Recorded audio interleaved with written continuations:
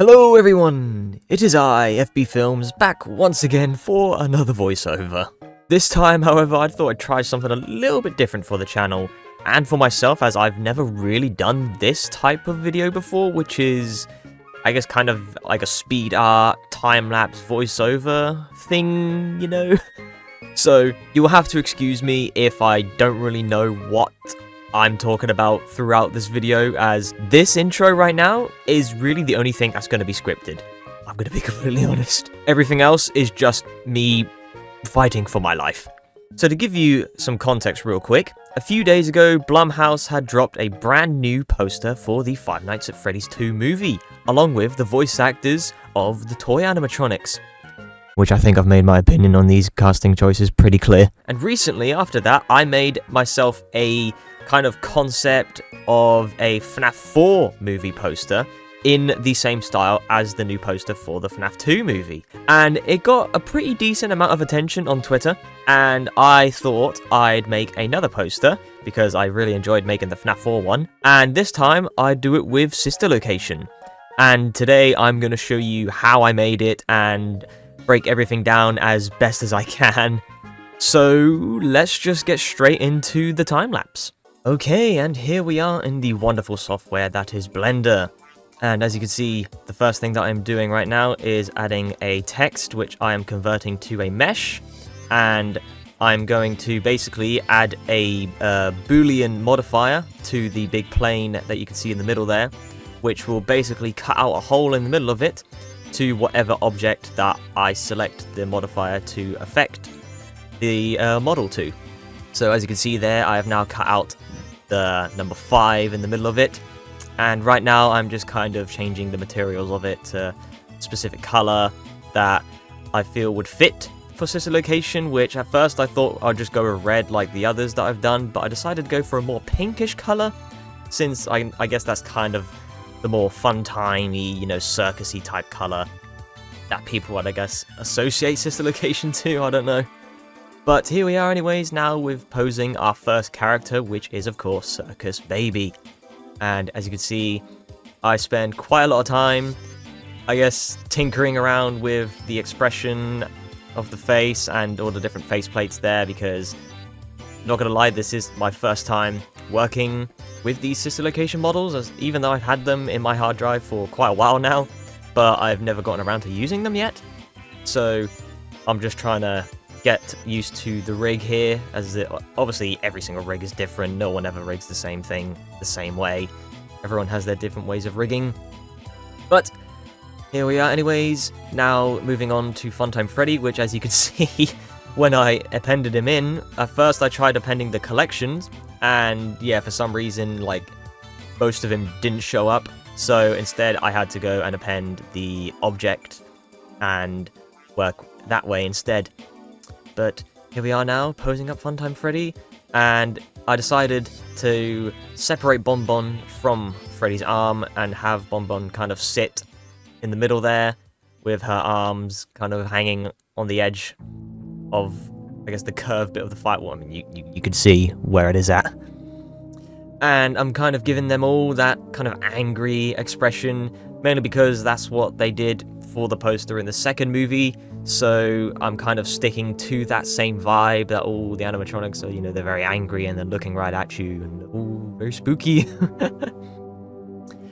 So it's basically, the longest process here is mainly just me posing the animatronics here, because obviously I've got to get through each one by one and work my way around, see which poses works, which poses doesn't, and I spend quite a bit of time here trying to figure out which bone is connected to which part of Funtime Freddy's face plates, because he has an awful lot of them for some reason. But I eventually gave up with that and just decided to go with Funtime Freddy just having one faceplate open just a tiny bit.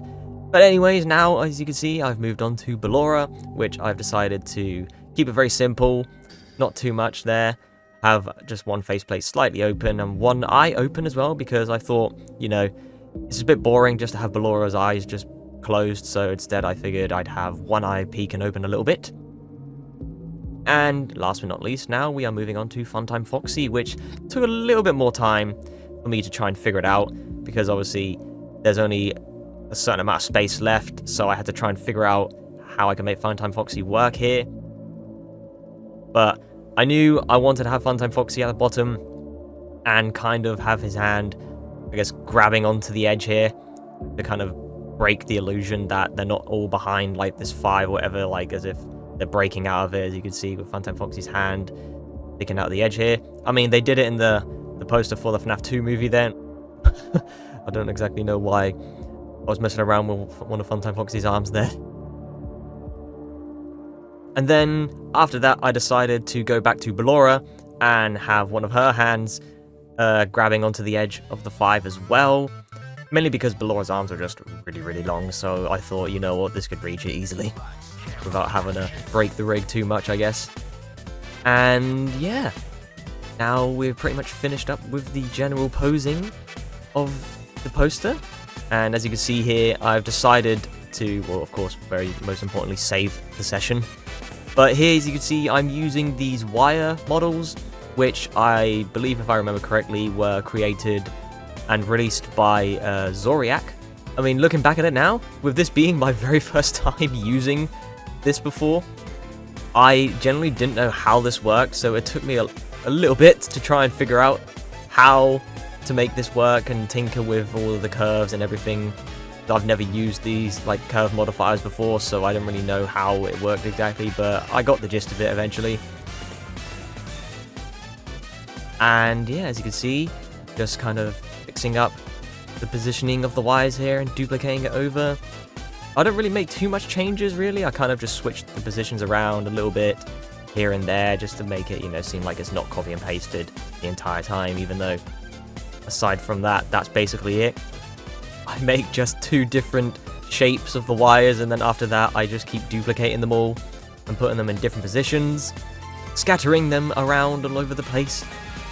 So, as you can see, I'm also varying the size of them. Obviously, you've got the 2, I guess 4 big ones, and then I've got some smaller ones there as well, just for some variation.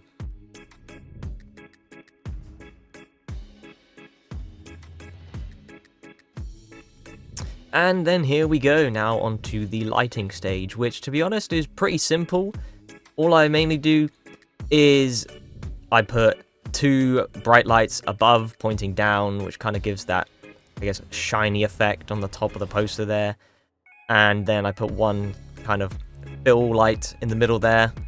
And then I work around behind the poster to light up Funtime Freddy and Circus Babies. As you can see, they're a lot more further back. So I had to add some additional lights to them. And then I decided to give a little bit more color in the lighting here. So I decided to add some like blue rim lights to the animatronics. As I know, like blue, purple, pink lighting is kind of what everyone associates Sister Location with in the Five Nights at Freddy's animation community. So I decided to give a little bit of blue light here. And now, as you can see, I am adding some lights to the eyes of the Funtimes, which I know almost, if not every single Blender artist right now is slamming their head against the wall at me for not just making them have emission on the eyes. But I'm going to keep it real with you guys. I'm still new to Blender, and I do not dare to go into the shading section of the software, okay? The node, the node graphs scare me, okay? So I just keep to what I know. I know it's not really conventional, but it works. You know, if it ain't broke, don't fix it. But here we are, just adding a couple more rim lights here, just to kind of finalize things up with the lighting. And I think I pretty much have called it finished here, or unless, oh no, of course, here we go. Yes, so I added a little bit of compositing here in Blender. So at first I added a glare modifier, but I duplicated that. So I had a, I can't even remember what was, a glow one, and then a streaks glow. Then I did some lens distortion and some color balance here. Nothing too crazy though, because I wanted to make sure I kept the reds separate from the blues, but I did want to add a little bit more blue to the Funtimes. And there I'm back again, tinkering with the strength of the glows, because I didn't want it to be too much. And then I tried experimenting here with some hue correct, which eventually, as you can see, I kind of process it and decide to scrap it because it wasn't really doing it for me. So, yep, there you go. So I just instead kept the brightness and contrast modifier, and then went back once again to fixing up the glows, and then here we go, rendering the poster, which I then realized I forgot to change up the color management of it, and then rendering it again, and then, yep, there we go. I then shortly realized I forgot to add depth of field, so I had to go back and edit that a little bit, and then we are now rendering out the poster, which now when I'm editing this I realize I forgot to change the renderer from CPU to GPU, so even though, yes, in the time-lapse it does go by pretty fast, this took me a couple minutes rendering it out, when if I used my GPU, it would have taken me probably 30 seconds maximum. But nonetheless, there we go, we've now rendered it out and are now opening up Photoshop. And as you can see here, we just now switched over to Photoshop, and I'm using my Five Nights at Freddy's 4 poster to just help me bring out some of the assets that I've already used, so I don't have to kind of, find everything again, start from scratch. So I decided this time to use the logo from the Five Nights at Freddy's 2 poster instead of the first movie, and I just had to try and edit out the big 2 that was in the middle of it and make it work, but thankfully I made it just about work, as the red glow in the text blends in with the reddish background of the 5, so that worked out well for me anyways. But here you go now, we're now changing up the text, just giving it a random release date. I decided this time to go for a November release date, and then just kind of editing up the text here and then changing the color, which I decided to go for a blue tone to once again fit with Sister Location, as you know, blue is just the color for Sister Location. I think that's just canon now, everyone. And then, what did we do? Ah, yes, of course, the trusty FB Films watermark is going in there so that nobody steals it and claims it as their own. Also, just to kind of show that it is, fan artwork and not official from Universal, because I will just make it clear, I am not in any way associated with Blumhouse or Universal for this video. This is just purely my own doing, because I just like this goofy little franchise. But then here I am going back and adding a little bit of extra glow to the poster, as you can never have enough glow. Although actually, I say that, I did tinker with the glow settings earlier before rendering it. But just adding a little bit more streaks there, just to kind of exaggerate the shininess a little more. As everyone knows, the fun times are very, shiny and fresh and clean and polished out.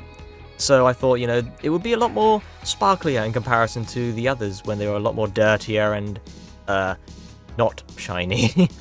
And then I experimented trying to add a little bit of noise to the poster to see if it would work, but I mean, I decided against it. There we go. That is the poster all finished. Look at that.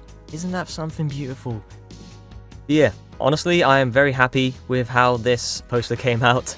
Again, as I said, you're gonna have to forgive me for me stumbling on my words and stuff. Again, I am doing this completely unscripted, so this is quite challenging for me. But in doing so, I hope that this video could be somewhat helpful to you guys as well, if you wish to create your own fan posters of Five Nights at Freddy's or any other kind of media with this type of format of poster. Then hopefully this can be of some help to you with that. But anyways, I have nothing else to say. If you liked this kind of video and would like to see me do more, I guess, speed art kind of content, then do let me know in the comments. And of course, please don't hesitate to hit that big juicy subscribe button, please. I'm begging you. We are super close to 12k. But anyways, that is all I have left to say, so I'm going to stop yapping now before my brain has an aneurysm from speaking too much without any script or anything to follow, so I'm going to go now, so bye!